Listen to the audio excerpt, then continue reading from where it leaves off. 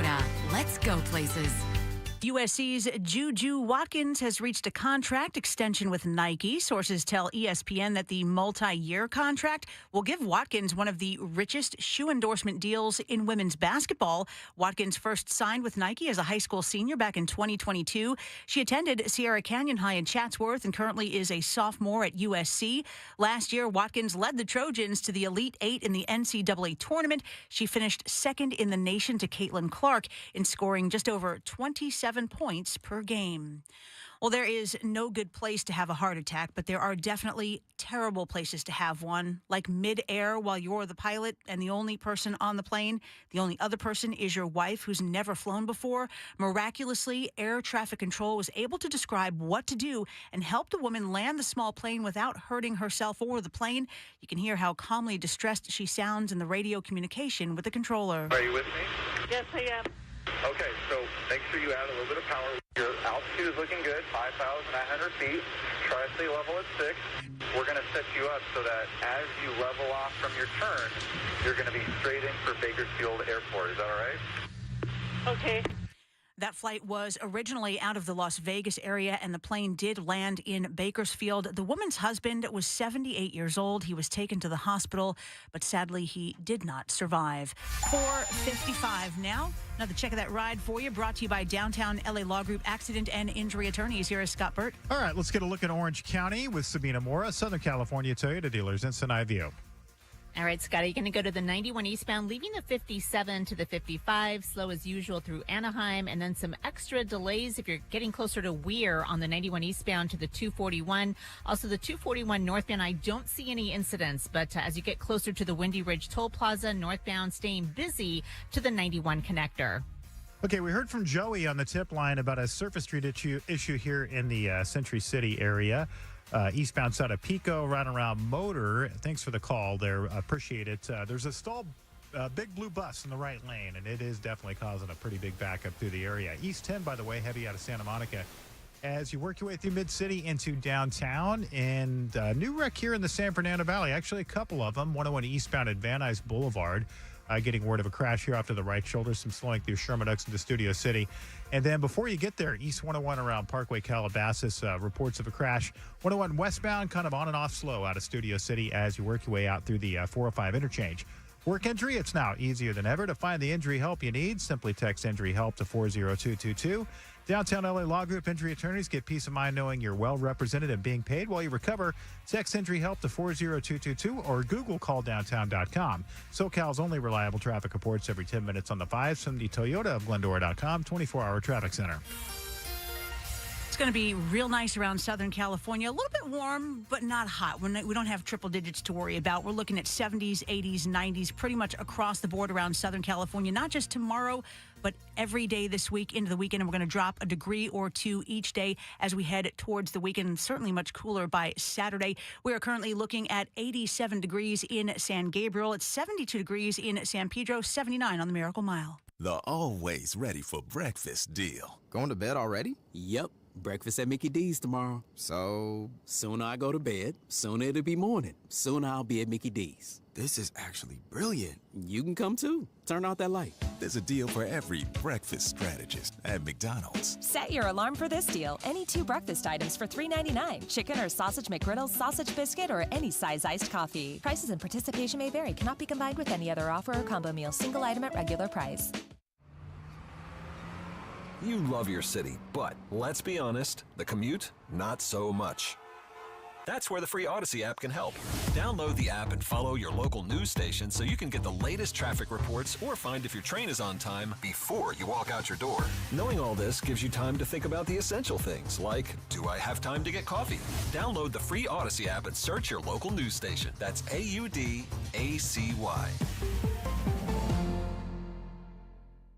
Once upon a time, there was an SUV where everything for every passenger feels just right. Not too loud or too quiet. Introducing the all-new 3-row Infiniti QX80 with individual audio zones that isolates phone calls to the driver's seat. Discover every just right feature in the all-new QX80 at InfinityUSA.com. Available feature. Cannot buffer all interior sound. See owner's manual for details. or by government.com. Did you hear? A recent stash of $10 gold Liberty coins from the 1800s has been found. These gorgeous gold coins are as bright and shiny as the day they were struck in the late 1800s, and less than 50 of these gold coins.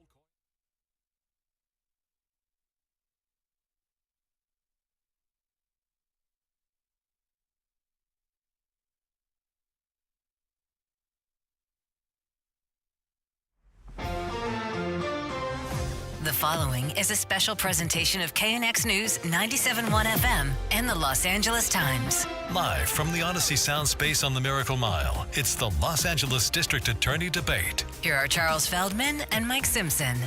Good afternoon. I'm Mike Simpson, anchor of LA's Morning News. And I'm Charles Feldman, chief correspondent at KNX News. As the ballots arrive at homes all across America's largest county, a new poll out just today from our partners at the Los Angeles Times shows that a quarter of likely voters are still undecided in the critical race for district attorney. So our goal tonight is to help you make an important decision. So please welcome the candidates to the stage, incumbent District Attorney George Gascón and former federal prosecutor and Assistant U.S. Attorney General Nathan Hochman.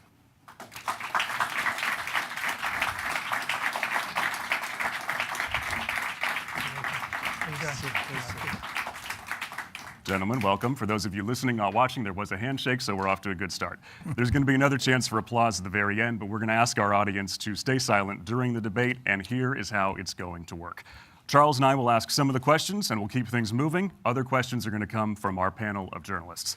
We have James Queally on the Southern California Justice Beat for the Los Angeles Times, regularly covers criminal courts in the DA's office. Brittny Mejia is a Metro reporter for the Times, covers federal courts. Previously, she wrote narrative pieces with an emphasis on the Latino community and others that make up the diversity of our region. And Emily Valdez, a broadcast journalist who spent decades covering criminal justice, now a big part of her work here with us here as a reporter at KNX News. And here are the rules. The topics and questions were chosen by us and have not been shared with the campaigns. Each candidate will get 60 seconds to answer each question. It is a follow-up or rebuttal. If that is called for, that is up to us, and the candidate will get 30 seconds. Mr. Hochman, you won the coin toss, so you get the last word. Mr. Gascón, you'll kick us off with a 1-minute opening statement. Okay, wonderful. Let me know when we're ready. We're good? We're good. Well, first of all, thank you so much. Appreciate being here today. Look, I have been involved in providing safety to our community for many, many years. I started as a soldier, went through the ranks of the LAPD and then district attorney. But the reality is that words and actions matter. And my opponent continuously talks about the safety of the community, but there's always this undertone about mass incarceration. You know, he talks about how he's going to provide for the safety, but he talks about no flexibility. Everyone is going to face the maximum penalty no matter what. He talks about everyone that gets convicted of a violent crime will do the entire time. Things that either are out of his control or he would be unable to do. But you know, it shows that either he's lying or he doesn't understand the job. When we're talking about actions, actions also matter. He has been one that while I was working with our future president, Kamala Harris, as her DA, and supporting her, he was defending the wealthy and the tax evaders. When I was creating the first state independent investigation bureau to deal with police corruption, he was defending the most corrupt sheriff in the history of LA County. We're going to have plenty of time to get into more, but we're past the minute now, so we have to give Mr. Hochman a minute. And in 2022, we got plenty of questions for you guys. In 2022, he was running as a Republican on a very similar platform he's running today for Attorney General, while I was working with the community looking for ways to deal with crime. All right, Mr. Gascón, thank you. Mr. Hochman? A DA running for re-election normally focuses on two things, experience and his record. Unfortunately for Mr. Gascón, those arguments won't work, and he knows it. On experience, he has never personally prosecuted or defended a single criminal case in his entire career, while I have 34 years of experience and hundreds of cases under my belt to serve the public and the DA's office. On his record is a record of public safety failure, where violent crimes, property crimes, hate crimes, shoplifting, human trafficking is up either double digits or triple digits since he started. He has lost the trust of his own prosecutors, law enforcement, victims, and the public. I will restore that trust. So what's he got left? The only thing he's got left is a desperate effort to gaslight the public, to lie about my record and my experience, to go ahead and mention Donald Trump as often as he can, and to pull the big Gascón on all of us, saying that crime is down, but fear is up. Well, he's half right. Fear is up because crime is up. Now, every time you hear Gascón gaslight us, say, there he goes again. Mr. Hochman, your time's up. Thank you very much. Gentlemen, you both clearly have very different philosophies. So I'm going to ask you both to tell us briefly what exactly is your philosophy on the role of the district attorney in society, and how does that impact the actual functioning of the office? Mr. Hochman, you go first. So I believe the district attorney actually serves three roles in the criminal justice system: a before, during, and after role. The before role is you got to get to the kids. The DA's office has to work with law enforcement and has to even bring in prisoners to tell kids what the choices they're going to face that are coming up and what a bad path looks like and the consequences. The during phase is when people enter the system, you have to approach it in a smart, effective, but proportional accountability regime. And the after is you got to actually invest in prisoners. You got to make sure that we don't have prisoners come out and 50% of them will be back in prison committing more crimes after 2 years. You got to go ahead and invest in prisoner programs to make sure that the prisoners don't have this recidivism level. Mr. Gascón. And I'll answer your question in a moment, but it's very interesting that my opponent talks about Trump, but he continues to use similar tactics as Mr. Trump. He continues to use my name and talk about gaslighting. He talks about the three responsibilities of the district attorney's office, but when you listen to what he says in other places, he talks about exercising the maximum penalty each and every time. He talks about caring about prisoners, but everything that he talks about will not address that. Here's what I believe the role of the district attorney is. Overall, is the safety of our community. But the safety not just for one community, but for every community. It's looking for the best ways to achieve the best path in order to ensure accountability, in order to assure that people are safe in our community, and in order to assure that people, when they come back from prison, they're going to have a place to come that is better than the place in what they went in. 95% of the people that go to prison will be coming out, and unfortunately our system continues to fail them and creates more insecurity for all of us. Mr. Hochman, would you like 30 seconds to rebut? Certainly. There he goes again.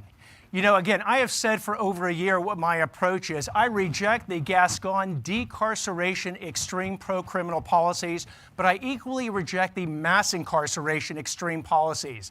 I come down in the middle, and the reason I call it the hard middle is it requires hard work. You got to look at each case individually, the defendant, the defendant's background, the crime committed, the impact on the victim, to determine who the true threat is to our public safety and needs to be behind bars, and the ones that aren't. Your first-time nonviolent offender has to serve their debt to society if they violate society's laws, but community service, restitution, pay it back if you stole something, or a diversion program if you have a serious drug addiction will give you a choice. Go to prison or do an 18-month rehab program, and if you finish it, we'll give you a certificate and wipe your record clean of that crime. Right, time is up. That's your 30. We're going to get into some more specifics here, so we've got time for all of this. Mr. Gascón, you came into office with a mandate for progressive reform. But since then, you've been forced to change some policies, either because of public backlash or in the case of the three strikes law, it was the court order. Give me a few things you would do differently going forward, given the realities of the past 4 years. And again, we're looking for specifics here, not the talking points. Of course, and I'd love to answer your question, but again, I guess a question that we should ask ourselves is, my opponent lying today or was he lying before? He talks about opportunities, but when he talked in other places, he talks about seeking the maximum penalty. He seeks sending people to death row. He seeks about putting kids into adult court system. here's what I am, and I stand on my record. I'm not walking away from where I was in the past. You know, I have been a public servant all my life. I have come into the office with a clear path of reform, but a balanced reform. As we have traveled through the last 4 years, when it has been appropriate, we've made adjustments to the policies and will continue to do so. But interestingly enough, when it comes to prosecuting cases, especially violent crime, we have prosecuted cases the same rates as the office has for the last 10 years. The minute's almost up, so I'm asking for differences in the next 4 years. Have Absolutely. you leaned too far past what some voters at this point actually want? Maybe they wanted something else 4 years ago, but at this point, if you get a second term. Yes, and if I get a second term, my goal is to continue to do the work that we're doing today and continue to adjust as we face different realities. Let's take organized retail theft, for instance. Right? Organized retail theft was a thing, but not the thing that it became in the last 2.5, 3 years. It's become a national problem. It became a problem in our community.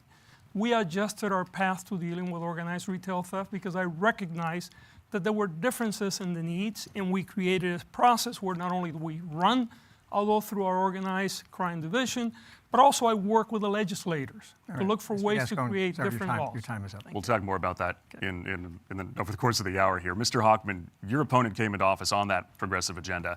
There are plenty of voters in this county that truly believe in some of those ideas. Would you incorporate any of that? The hard middle that you mentioned, does that mean a move to the center if you're elected? And what does that hard middle look like? Again, specifics. Certainly. The hard middle is a rejection of extreme policies. Let me give you a couple. Mr. Gascón came into office his first day, his first hour, his first email, and he issued 9 special directives that created blanket policies. He said, for instance, that juveniles who steal just under $950, which is a misdemeanor, will not be prosecuted, no matter what the facts or the law is. He said that he would not go ahead and impose the gang enhancement. So you can be a violent criminal, engaged in a gang-motivated transaction, a criminal street gang, going after another criminal street gang, and in the last 3.5 years, he hasn't wavered, and he won't waver. He has not imposed that gang enhancement. I would go ahead, the hard middle approach does not go ahead and say we go back to mass incarceration, just the opposite. It says that we look at each case individually and we make the smart, effective, and proportional approach so that the crime is the punishment is proportional for the crime committed. Okay, your time is up. You're listening to the KNX News Los Angeles Times debate on the LA County District Attorney with George Gascón and with Nathan Hochman. Our next question is from James Queally of the Los Angeles Times. Well, we've already had some jousting about crime statistics, so let's go there. Mr. Hochman, you've noted that California Department of Justice records show violent crime is up about 8% from 2019 to 2023 countywide. Mr. Gascón, more recently you focused on the fact that this year to date, as of this moment, violent crime is down in the city of LA by about 6%. You're both right. Please explain to what extent a DA's policies actually impact day-to-day crime rates and what you would do specifically if elected or re-elected to lower violent crime. Mr. Hochman, you're up first. Certainly. And the California Department of Justice came out with statistics this summer that were countywide statistics. Mr. Gascón likes to focus on the LA City statistics because they have a blip in his favor, but LA City is just one of 88 cities and 125 unincorporated areas. So those statistics show exactly what you said, Mr. Queally. It showed that violent crime was up double digits. In fact, it was up every single year he's been in office. Property crimes are through the roof, double digits. Shoplifting is up a whopping 133%, and that's the shoplifting that people still report. Fentanyl poisonings will kill more 18 to 35-year-olds than anything out there. And Mr. Gascón, we are the capital of human trafficking. That is a record of public safety failure. What we can do differently is, again, get rid of these extreme blanket policies, go back to a hard work middle approach that allows prosecutors to actually do their job, empowers law enforcement to go ahead and do its job, and lets victims know that if you dial 911, not only will someone go ahead and answer the phone, but you can get justice for the harm suffered, and criminals will understand where the lines are. And unlike the Gascón regime where they've been emboldened, they'll be deterred. So just as a quick follow-up, is there something, a specific filing pattern, policy, directive you might initiate that you believe would be a direct deterrent on violent crime or have a direct impact on those statistics? 30 seconds. Absolutely. I think, again, if you go back, for instance, with the gang enhancement, and you tell violent gang members that we're no longer going to take a hands-off approach, that if you go ahead and you engage in a gang-motivated violent crime, at the gang enhancement, which was passed over 30 years ago by the state legislature, when they understood that criminal street gangs pose a crisis to us, that they terrorize communities, that you can send that message to the gangs, whether it's Florencia 13, the Mexican Mafia or whatnot, that we are not going to tolerate their activity in our community again. Right. Mr. Hochman, let me follow up with a question about statistics, because you do make a lot of the fact that you say crime rates have gone up mainly because of what you view as Mr. Gascón's progressive policies. But we looked at the Public Policy Institute of California did a crime survey in 2022, and it found, this was during the peak of the COVID surge, and it found of the state's 58 counties, 36 saw violent crime rise.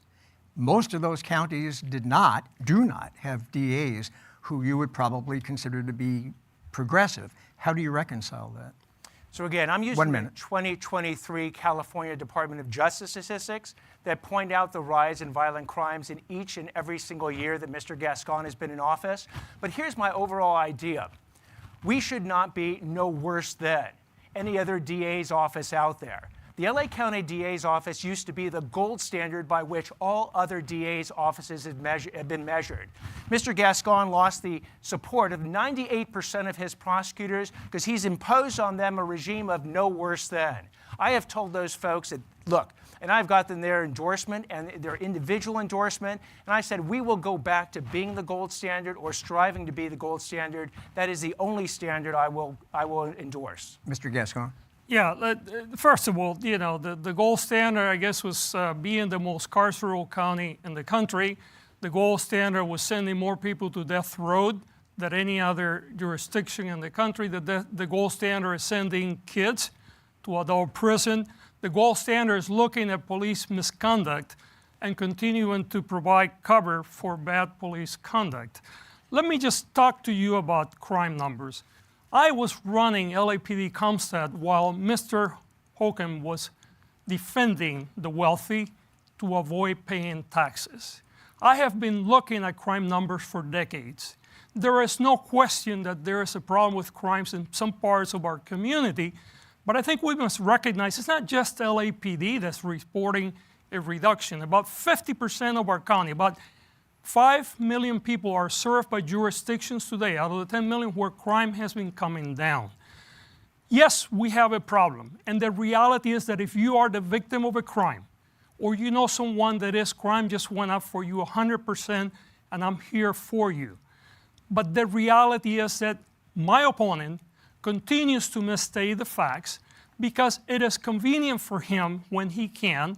And this is the same thing that he did 2 years ago when he was running for Attorney General, a dystopian view of where things are. Instead of coming to the table, rolling up your sleeve, and talking about what can we do differently in order not to make the mistakes of the past, but have a safer community. Would you like a 30-second rebuttal? Excuse me, Mr. Gascón, I know you were trying to rebut him, but the question was, how does the DA's actually impact day-to-day crime rates, and what would you do to lower violent crime? You didn't answer that.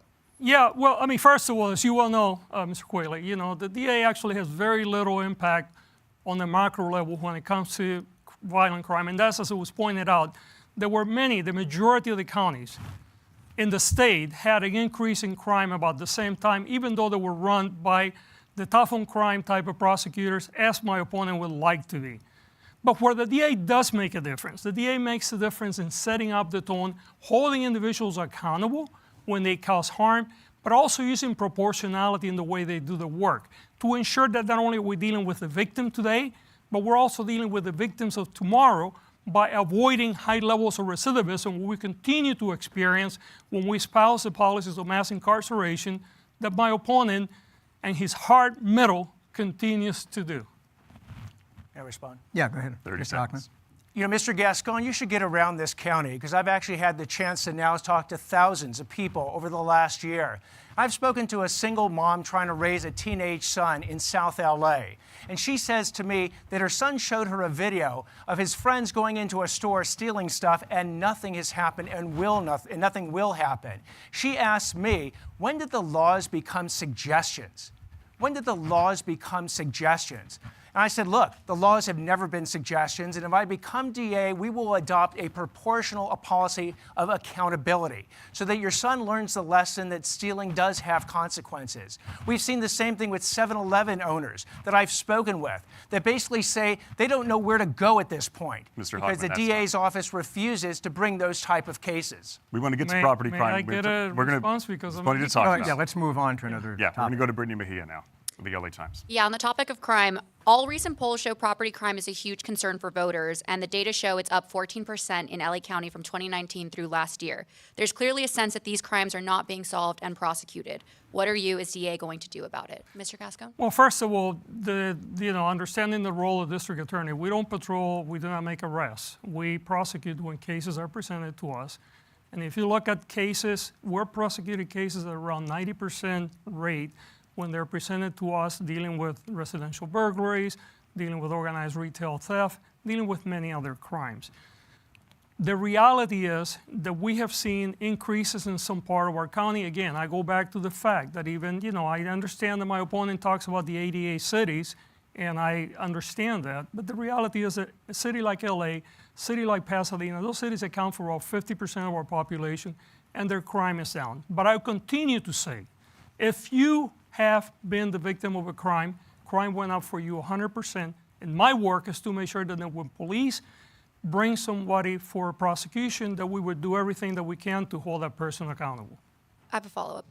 So California Department of Justice data show police in LA County made arrests in less than 1% of all property crimes from 2019 to 2023. So how does a DA hold such criminals accountable if the police aren't bringing them in? And if you were to look at this 30 years ago, when it comes to crime, generally the rates of police arrests, especially with property crime, has always been low because it is very difficult for the police to identify, for instance, residential burglars. When I used to be in the police department, we knew that a residential burglar that was caught was probably good for 20 or 30 or more cases. So the reality is that the problem of policing certain crimes is not unique to our county. Frankly, it's not unique to the moment. But the job of the district attorney is not to police. The job of the district attorney is to prosecute. And when the cases are being brought in front of us, we're looking at those cases and we're holding people accountable to the way that we can do the best. Mr. Hochman? May I respond? So the police aren't bringing in the cases because they know up front that the DA's blanket policies is not to prosecute. So that's when I was speaking about those 7-Eleven owners. They used to report those cases to the police. They had portrait quality video of the person that stole the stuff from their store. But they've been told by the police the DA's office has these policies, and they have actually stopped reporting those type of crimes. So that, in part, is why some of the crime numbers are actually down or underreported. But also, with respect to residential burglary, Mr. Gascón, at the end of August, came out with a new initiative. So I was fascinated to find out what it was. What it was, and he had a press conference about it, is that he announced a hotline number. A hotline number. So I called it. And it said, look, if it's an emergency, dial 911. Otherwise, leave your message at the sound of the tone.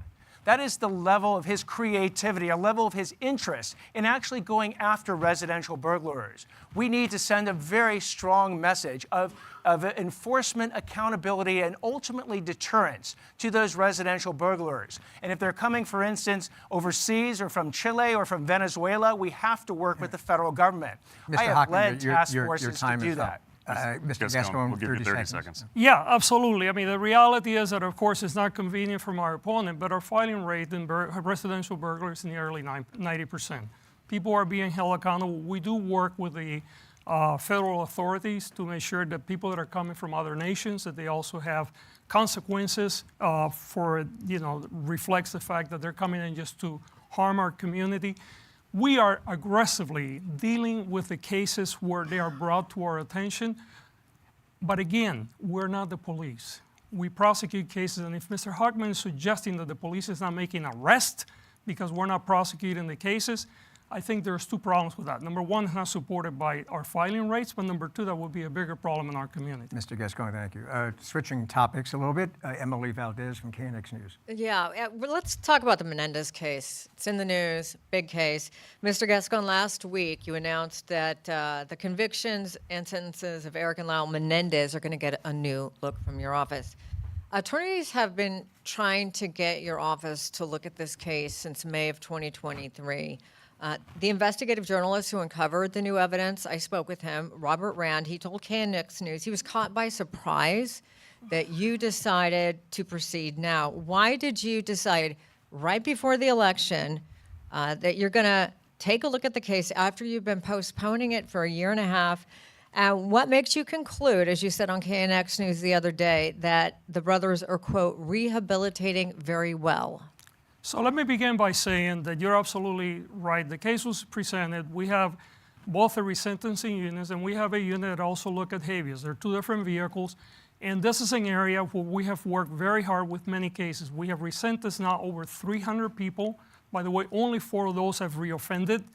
But when and this case, by the way, is set up for hearing on November 29th on the habeas part.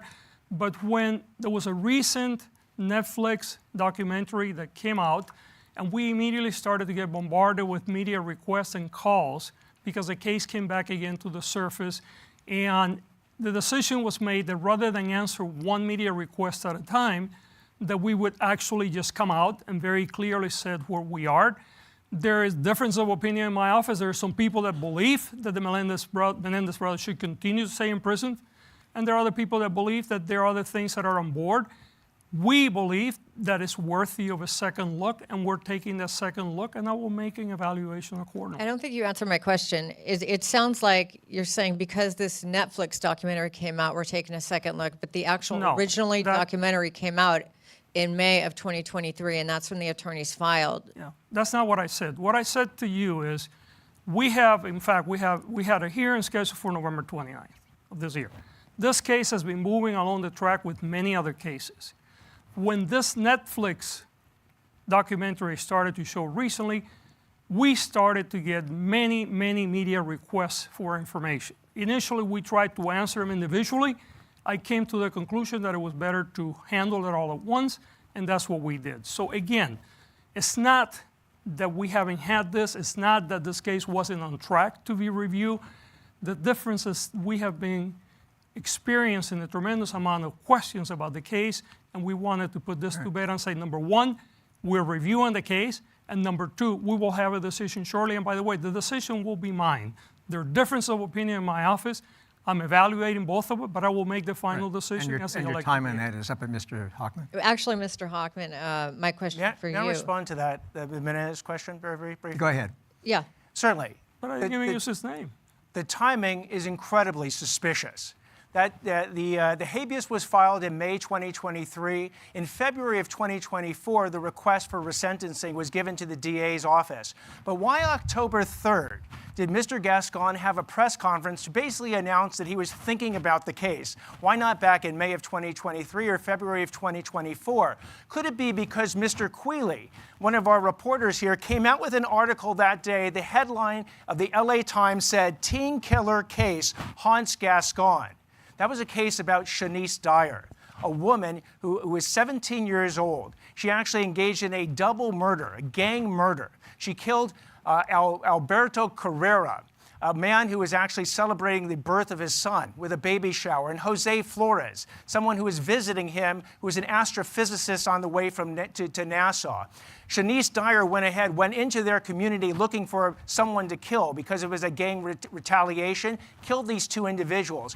Mr. Gascón went ahead and changed a policy, and she should have been tried as an adult. She was scheduled to be so. She got tried as a juvenile because of Mr. Gascón. All right, you're way over time now. Wait. But please finish. I think I did 4 years. Here's where my opponent really shows is either his lack of understanding of process or his willingness to lie. Let me give you a hypothetical because I am not allowed to talk about juvenile cases. There are cases that come to us where we know that there are many reasons to mitigate the case, where human trafficking is involved, where people are being forced and put under duress to do certain things. And as a prosecutor, we are required to look at that as well. If you look at how cases are handled in the office today, actually they're very consistent with state law. There have only been 5 transfers in the last year or year plus because the law is different. As a matter of fact, both prosecutors and defense attorneys in this particular case, on the first case around, would say that that case was very unlikely to be transferred. And it is really, really interesting how convenient my opponent talks about a case like this, either knowing or in total ignorance of how the system works. All right, Mr. Gascón, thank you. Mr. Hochman, to Emily's question, to circle back to the Menendez I actually have a case. Menendez question for you, too. Thank you. So should the murder convictions of Eric and Lyle Menendez, or the sentencing, should they be reviewed? And how would you approach this type of case where, in 2024, child abuse could be considered a mitigating factor?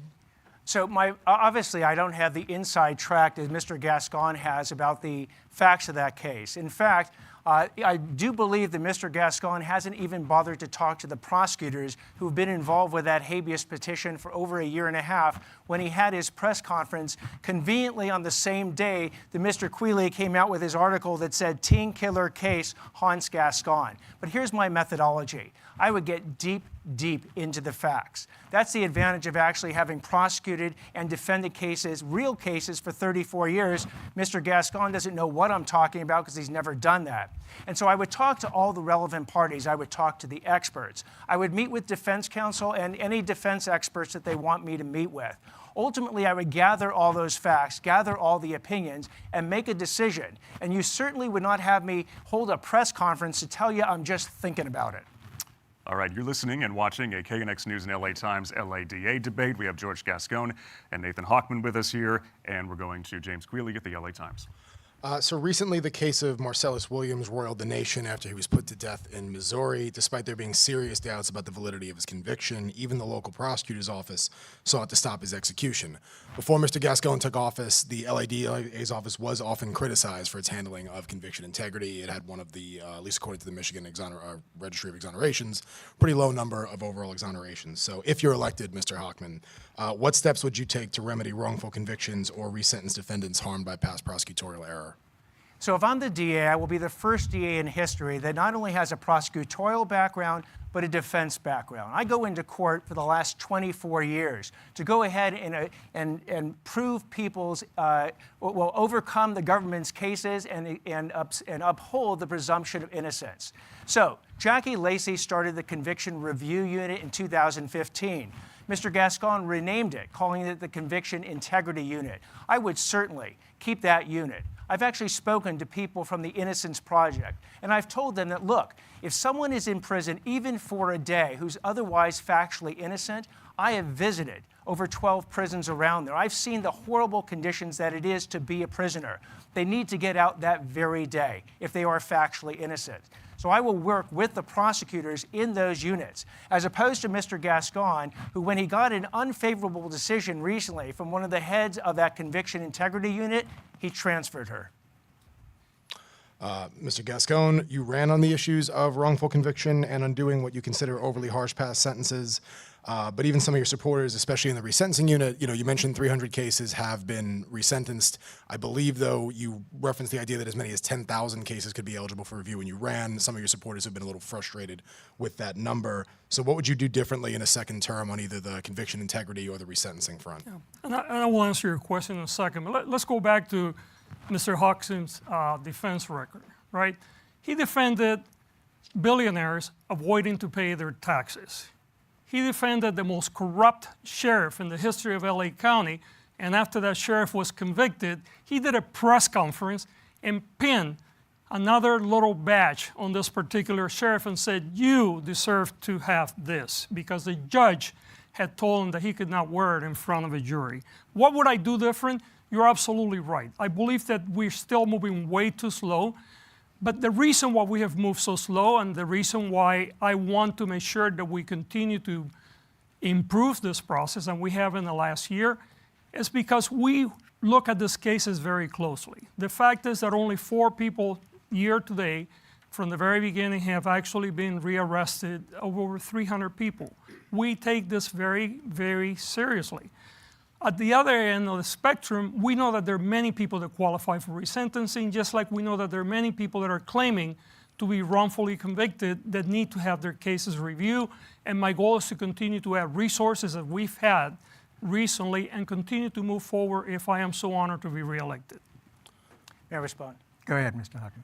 Certainly. Mr. Gascón knows nothing about my defense practice. He knows nothing about the pro bono cases that we did for prisoners in the Riverside County Jail who were living in intolerable conditions, Mr. Gascón, and we filed a lawsuit that helped fix those conditions. He doesn't know about my pro bono work for religious institutions, for nonprofit institutions.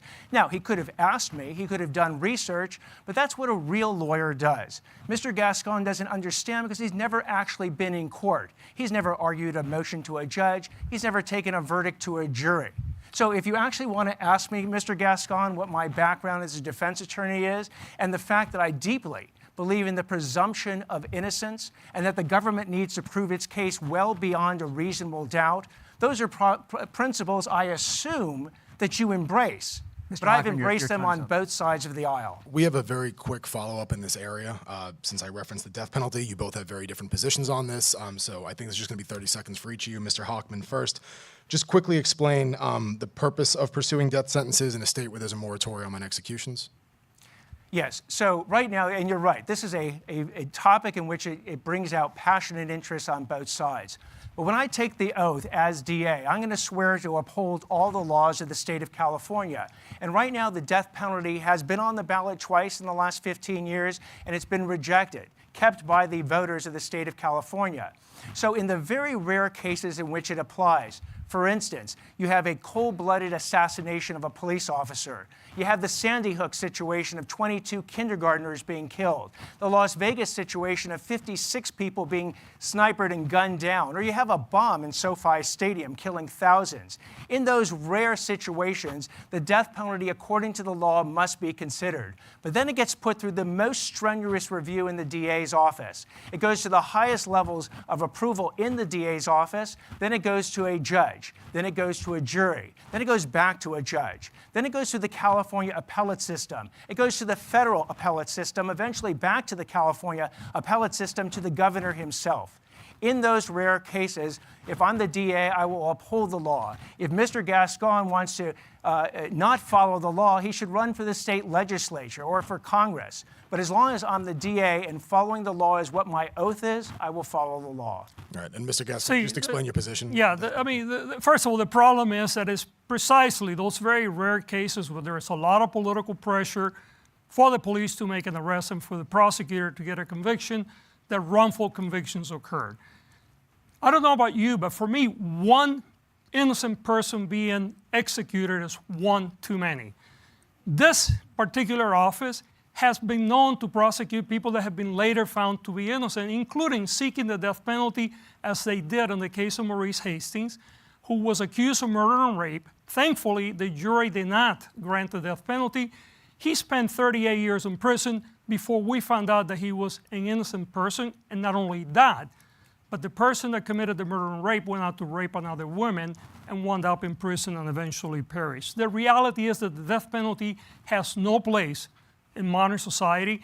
The likelihood of mistake is real.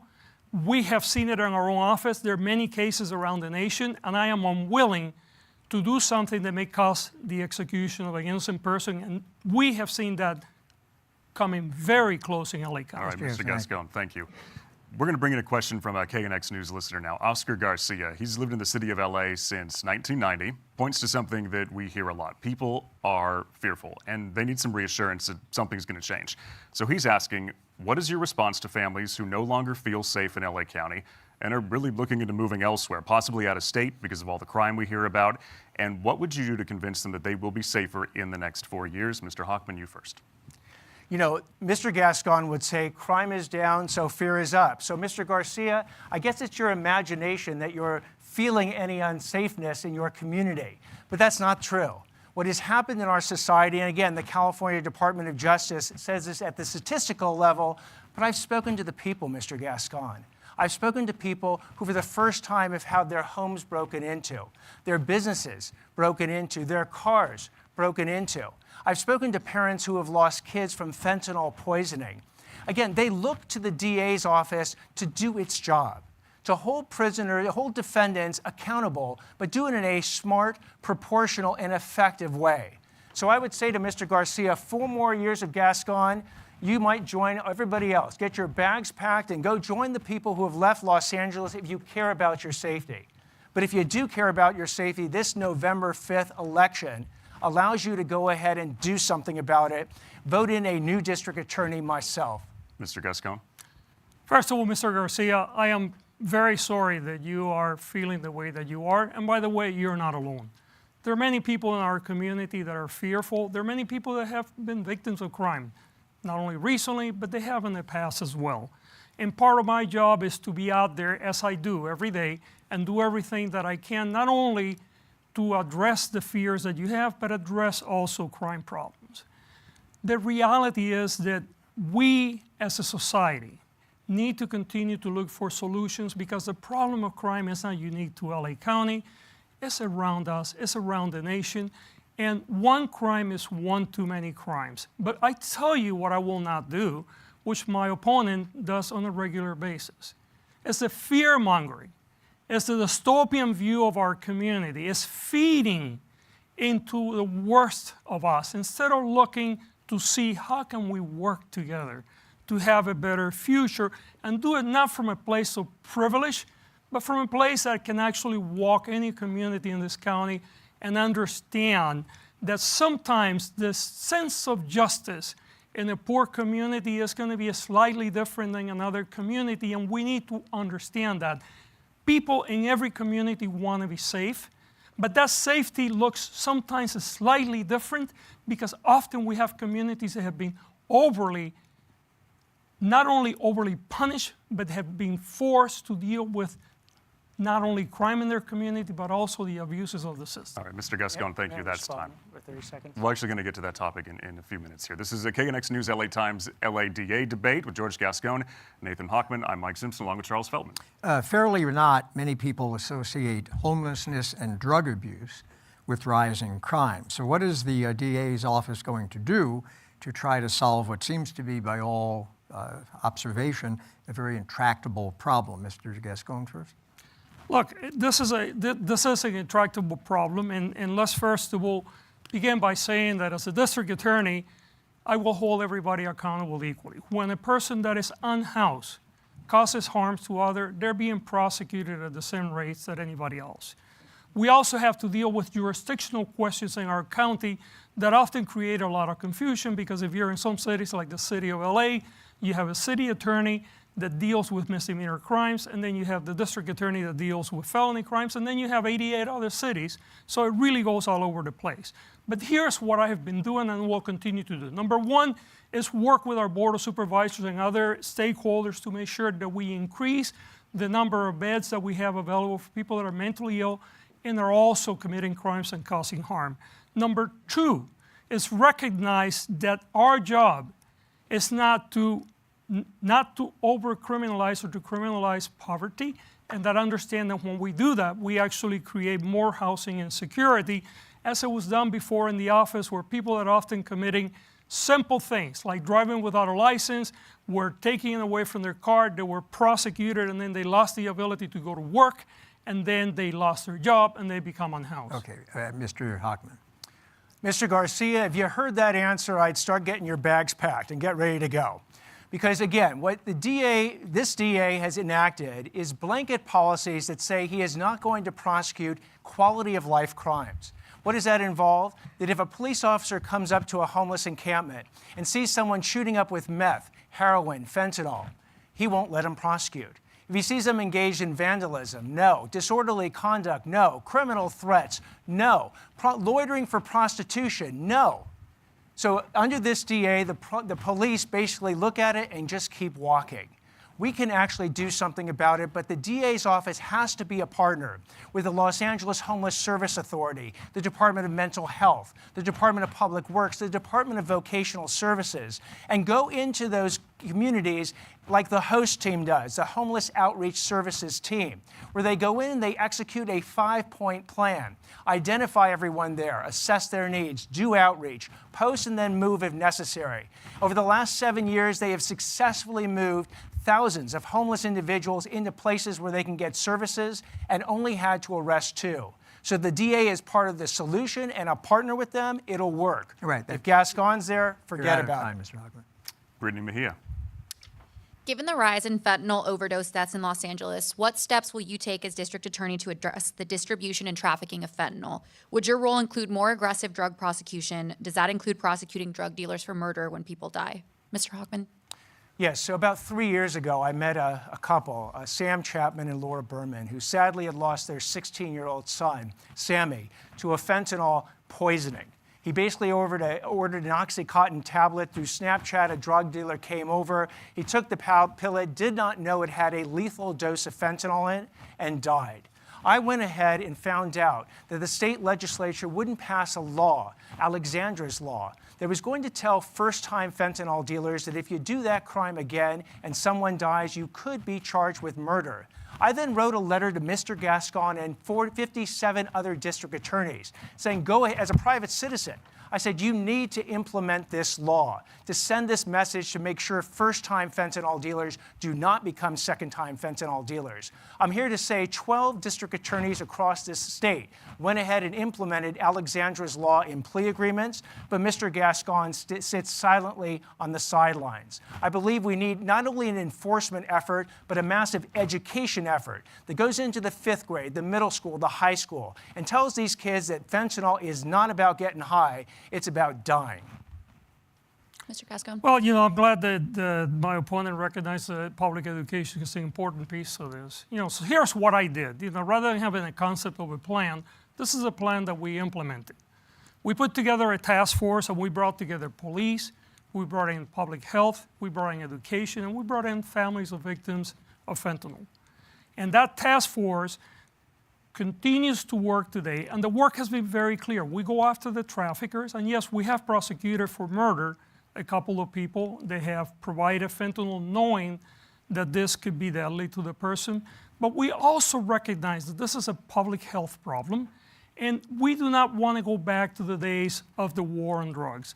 My opponent keeps talking about what he would do on one hand, but on the other hand, he continues to talk about prosecuting to the fullest extent. Make sure that people that are being in prison that are going to stay there full time. You know, it's so much code talking for mass incarceration, so much code talking for the war on drugs, and very little about how to get the work done and understand the realities. We are working on this. We have been working on this, and we'll continue to do so. Most of what my opponent is talking about is either fictional in terms of what he will do because he has no control, or some things that are outside his purview. He forgets to tell you that when we're talking about the homeless, for instance, that LA City Attorney is the one working with housing advocates in the city Mr. Gascón, of LA. your time is up, and we're going to change topics. James Queally, the Los Angeles Times. Sure. I'd like to turn to the issue of police misconduct and excessive force. Mr. Gascón, you ran on this issue, were largely elected on this issue, and the DA's office has certainly become more aggressive in filing charges against police officers since you took office, but the courtroom results have been mixed. You've lost a number of cases. There have been very lenient plea deals secured in others. So what would you English language failing me. What would you do differently in a second term on that issue? Yeah, and I'm glad that you raised the fact that we have prosecuted many more cases. In fact, over 150 police officers have been prosecuted, over 125 cases involving those 150 police officers, and we're getting some convictions. Look, we continue to address the problem of the culture of our system, where often even when a police officer commits a crime, that they're not being held accountable. We had a case where we had clear evidence by body-worn camera. The Metro officers of the LAPD were placing young kids in gang files, and they were saying that they had self-admitted to being a gang member. We presented that case, which, by the way, was filed by my predecessor.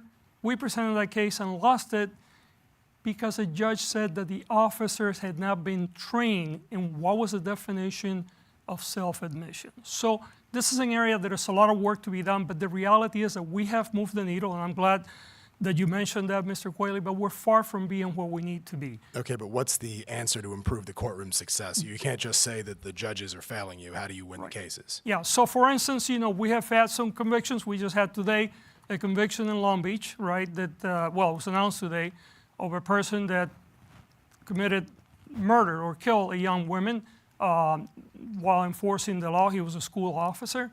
That particular individual was convicted. He is getting a penalty. We have to do a lot better in this work, but we also have to understand that we work within an ecosystem, and that ecosystem is not always one that lends itself to police accountability, but we're moving that ball forward. And the answer to your question is that we will continue to improve the level of our services and learn as we see others in different parts of the country doing the work and getting better results. I have to turn the question to Mr. Hochman, but just to be clear, that defendant received effectively time served based on jail credit today. He's not going to prison. That's correct, because he was in prison. Right. Yeah. Mr. Hochman, on the same issue, how would you handle police prosecutions of police officers differently than Mr. Gascón? And it's a twofold question.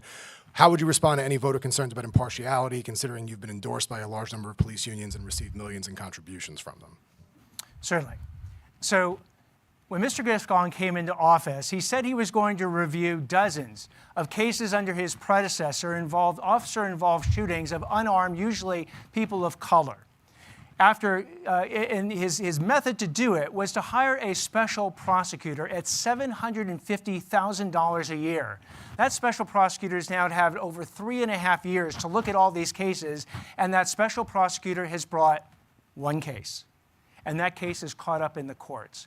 You actually need a DA who's done the work. Back in the 90s, I actually went after and convicted at a trial a deputy sheriff who was stealing drugs, guns, and money from a drug dealer. People didn't believe you could believe a drug dealer. Turns out when we did the work, we were able to convict that officer and 15 others. I will lead by example in a way that Mr. Gascón can't, because he's never actually prosecuted a police officer, or for that matter, anyone else.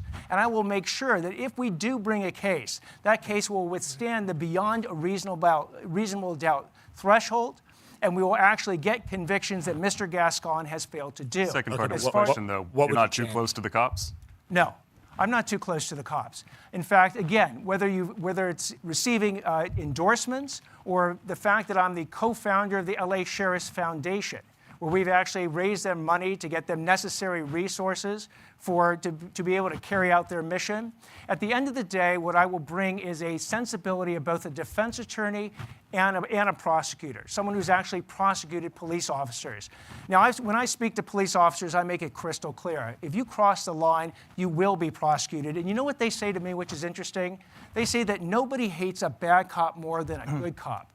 And I believe that, because the bad cops ruin the reputation for the overwhelming numbers of police officers who, when the bullets are flying in that building, they're running into the building to keep us safe, and those officers deserve our respect, our admiration, and if I'm the DA, unlike Gascón, our partnership. Your time is up. A quick question for you, Mr. Gascón, because Mr. Hochman makes a lot of the fact that you don't have courtroom experience.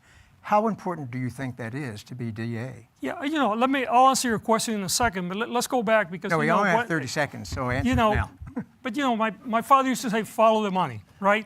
I'm going to leave it at that. Mr. Hawkins continued to take police money, and I think that is a problem, right? The issue of courtroom experience, which I hear over and over again, the reality is that often what Mr. Hochman forgets, or maybe he doesn't know because he's never run an organization of this size or run a local prosecutor's offices, that the DA is not in the courtroom trying cases in LA County. The DA is setting up policy. The DA has other people that continue to implement that policy, and then you have the people that are doing the work day in and day out. If Mr. Hochman plans to be in the courtroom, then he clearly would not be doing the work. We want to talk a little bit more about the office, actually. This is the LA Times and KNX News LA DA debate with George Gascón and Nathan Hochman, and now over to our Emily Valdez here at KNX. Yeah, let's talk about the office. Morale in the office. It's important for any organization. We all know happy workers do better work. Mr. Gascón, many prosecutors working under you are extremely frustrated. You have been sued by 20 employees. There was a unanimous vote of no confidence by the union that represents career prosecutors. If you are reelected, what do you do to turn this around?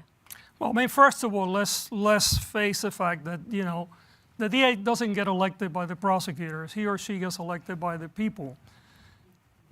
We have an office of nearly 2,000 people. We have an office that has nearly 750 prosecutors.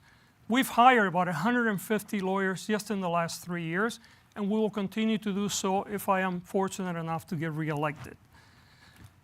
Morale in the office is very important, but morale can never come at the expense of continuing to do the wrong things.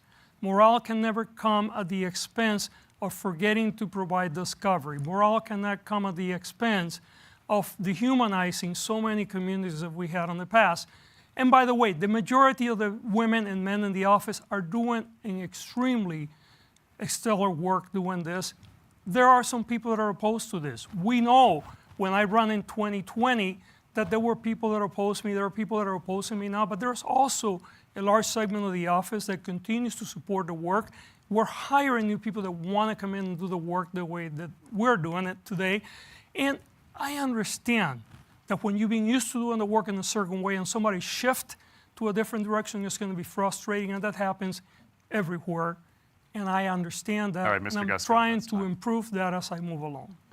And Mr. Hochman, so you, if elected, you'd be coming in as an outsider. What would you do to improve morale in the DA's office? And would you get rid of leadership Mr. Gascón has hired? So you are absolutely right. Morale is probably at an all-time low. That is your legacy, Mr. Gascón. You've created a dysfunctional office. And when you say it's just some people, I don't think 98% of your prosecutors are just some people. These are people who are there for the mission. They have given their life, their soul, to bring justice to the people of the county of Los Angeles, and you have stood in their way. And it's just not a few, it's 98%. You've hired, you said, 150 lawyers. Well, you lost 200 lawyers. 200 lawyers with decades of experience that refuse to work for you because of your ineffective or, in some cases, illegal policies. You know, you've actually, interestingly, suffered a record of 20 retaliation lawsuits. Because when prosecutors have actually stood up to you and said what you're doing is wrong, you've retaliated against them and they have sued you. What I will do differently is I got the endorsement of their union, but I said that wasn't enough. I needed to meet with as many of those prosecutors as I could. I've personally met with over 350 of them, most of whom have said the hour and a half they've spent with me is longer than they spent with Mr. Gascón in 3.5 years. And I told them that my job is to maximize the greatest resource, which is them. Give them resources, give them training, and by the way, give them credit. If you've ever seen a George Gascón press conference, you would swear to God he investigated the case, tried the case, sentenced the people, and convicted himself. I will make sure that the prosecutors who have done the work actually get the credit for it, and the time unlike is up. Mr. Gascón. We're rapidly running out of time for this broadcast, so I have one more question for both of you, and you get 30 seconds apiece to answer it. It's one of the more controversial developments in American prosecution. It's happened twice now, just in Georgia and Michigan, but not yet here in California. As DA, would your office prosecute the parents of children who use guns to commit violent crimes? 30 seconds, and try to stick with it. Mr. Hochman, you first. To the extent that the law allows that type of prosecution, and to the extent that the facts show beyond a reasonable doubt that a particular parent violated that law, then we would certainly consider those prosecutions, because that's my job. The job of a DA is to uphold the law. And if the law in California permits such a prosecution, and the evidence shows beyond a reasonable doubt that someone did it, we certainly aren't going to do what a Gascón would do and walk away from it. Mr. Gascón. You know, each case stands on its own. I believe that if we can show that there was a violation of the law that was the cause of the death of many kids, or any kid, or the use of a gun, that case certainly we will entertain the prosecution of the case. Again, it's all about the facts, it's about the law. But the answer to your question is, if it is appropriate, the answer will be yes. All right. That's an hour, and it flew by. So let's go to the closing statements now. Mr. Gascón, you are first. You know, this is really a place of where there are clear options here. And words and actions matter.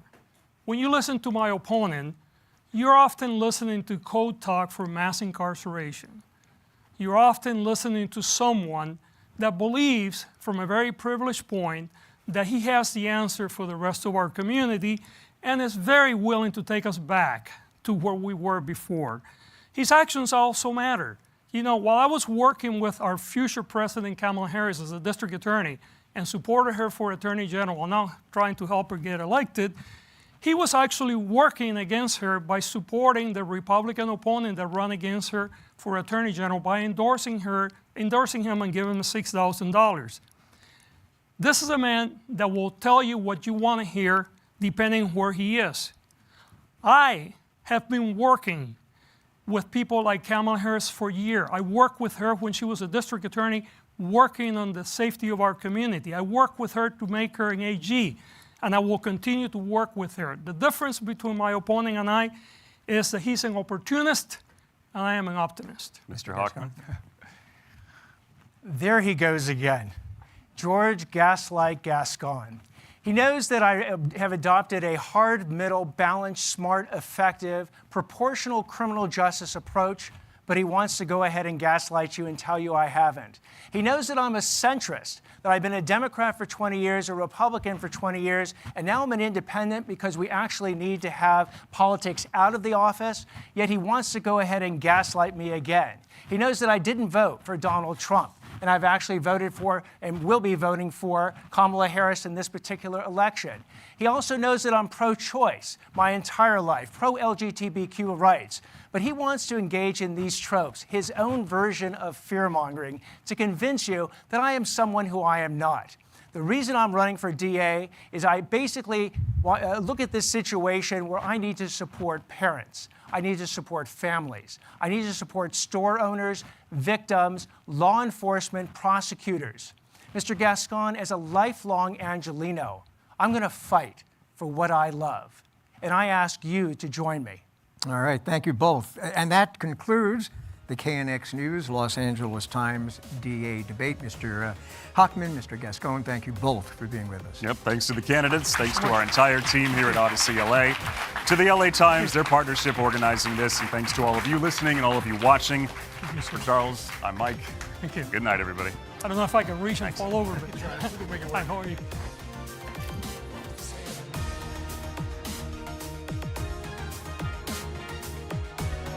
This has been a special presentation of KNX News, 97.1 FM, and the Los Angeles Times. Watch and listen on demand at knxnews.com, latimes.com, or the free Odyssey app.